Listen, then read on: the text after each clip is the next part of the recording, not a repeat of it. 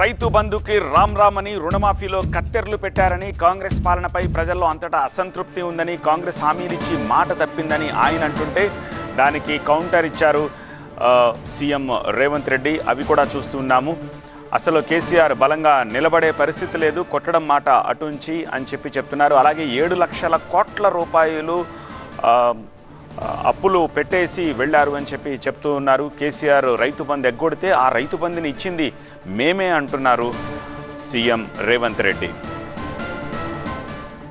ముఖ్యమంత్రి 16,000 కోట్ల రూపాయల మిగులు బడ్జెట్తోని ధనిక రాష్ట్రంగా వారికి అప్పచెప్తే 10 ఏళ్ళు తిరిగే లోపల 7 లక్షల కోట్ల రూపాయల అప్పులు చేసి ధనిక రాష్ట్రాన్ని దివాలా రాష్ట్రంగా చేసి చివరికి రైతు బంధు పథకాన్ని కూడా ఇవ్వకుండా ఎన్నికలను అడ్డం పెట్టుకొని పారిపోతే నేను ముఖ్యమంత్రిగా బాధ్యత చేపట్టిన ఎంబడే ఆయన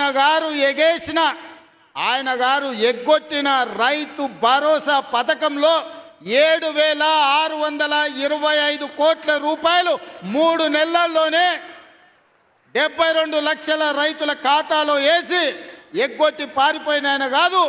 ఇప్పుడు బాధ్యత తీసుకున్న మీ సోదరుడు మీ రైతు భరోసా పథకాన్ని అమలు చేస్తా అని ముఖ్యమంత్రిగా అధికారం చేపట్టిన 3 నెలల్లోనే రైతు భరోసా పథకం రైతు ఖాతాలో వేసిన. ఆనాడు 2014లో 1,00,000 రూపాయల రుణమాఫీ అన్నాడు.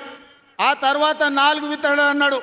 అసలు మిత్తి ఆయన ఆ ఖాతాలు వేసి 5 ఏళ్లకు ఆయన ఇచ్చిందంత మిత్తికే సరిపోయింది.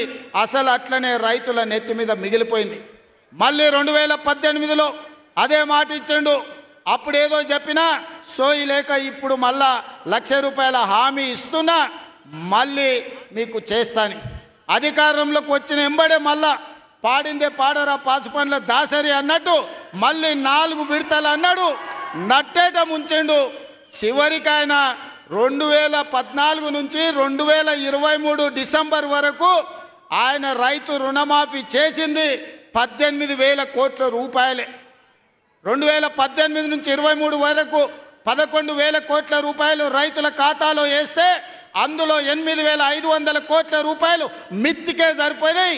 ఆయన చేసిన రైతు రుణమాఫీ నికరంగా 3,000 కోట్ల రూపాయలే.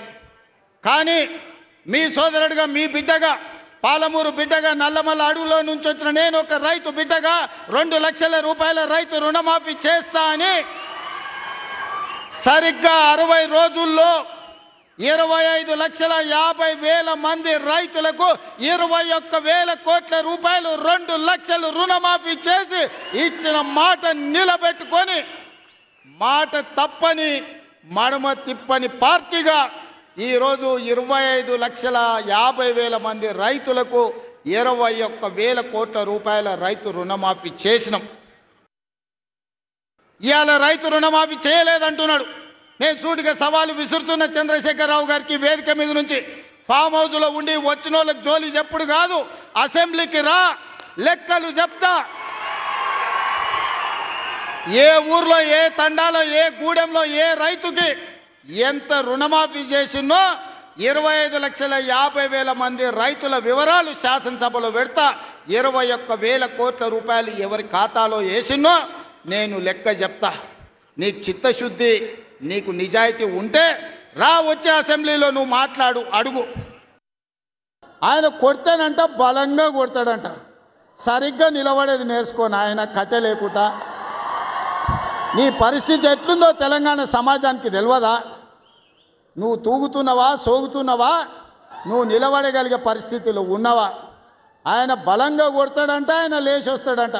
సోషల్ మీడియాలో నాకు ఆయనకు పోటీ పెడతానంట, ఆయనకు లైక్లు ఎక్కువ వచ్చినాయంట టిక్టాక్లో.